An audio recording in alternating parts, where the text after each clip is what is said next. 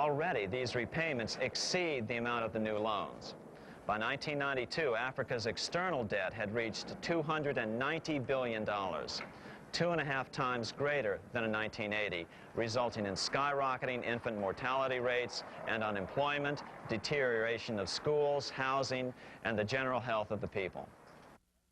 The entire world faces the immeasurable suffering already destroying the Third World and now Japan, all for the benefit of the money changers. As one prominent Brazilian politician put it, "The Third World War has already started. It is a silent war, not for that reason any less sinister.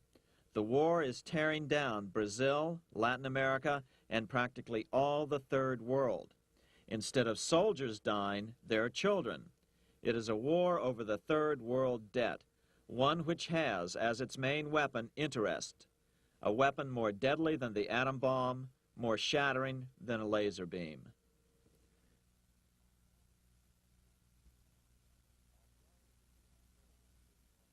Although it would be absurd to ignore the pivotal role played by influential families such as the Rothschilds, the Warburgs, the Schiffs, the Morgans, and the Rockefellers in any review of the history of central banking and fractional banking, keep in mind, by now, central banks and the large commercial banks are up to 3 centuries old and deeply entrenched in the economic life of many nations.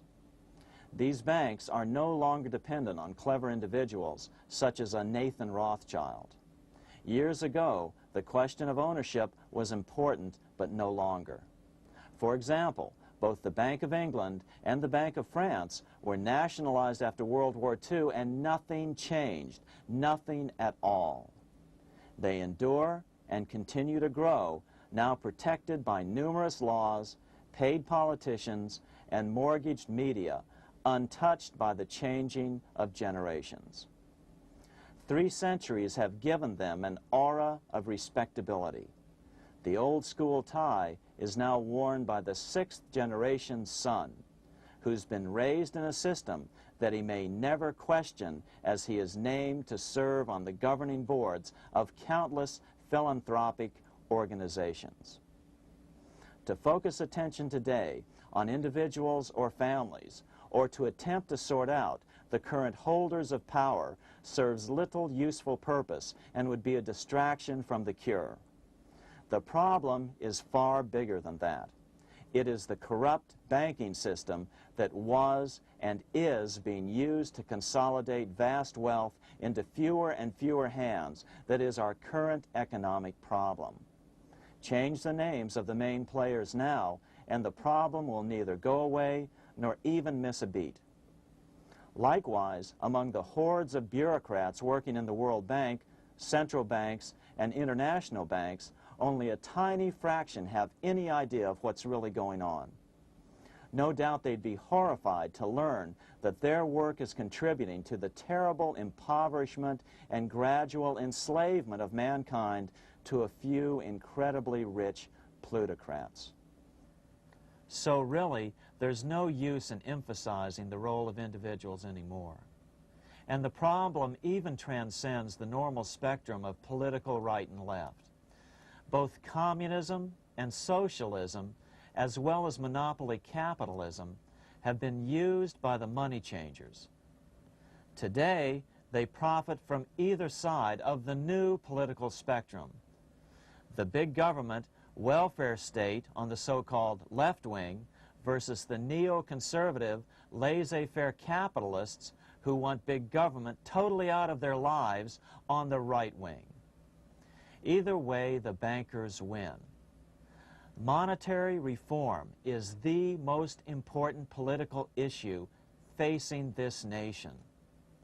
That clarified, let's proceed to the conclusions in the spirit Lincoln declared, with malice towards none, with charity towards all.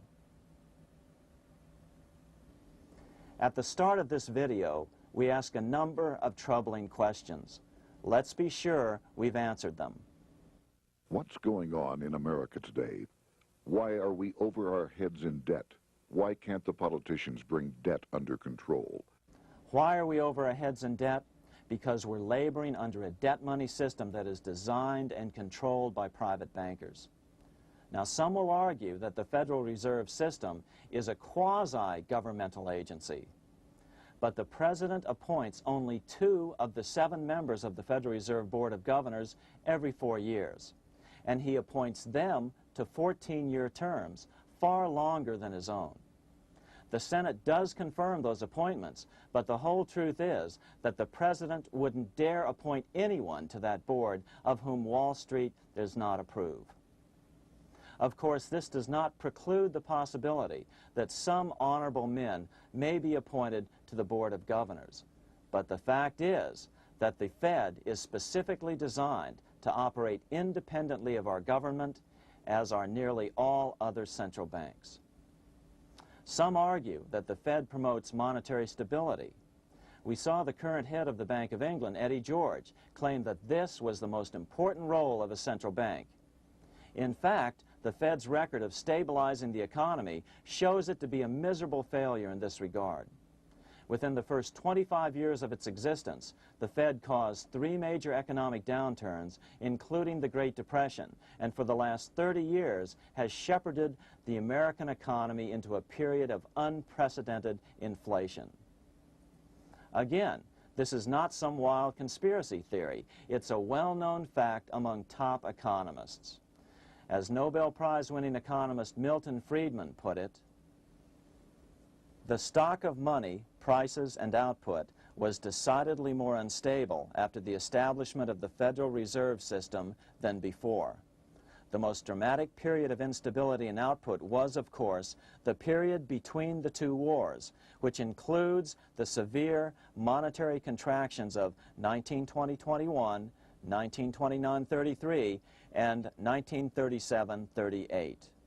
No other 20-year period in American history contains as many as 3 such severe contractions.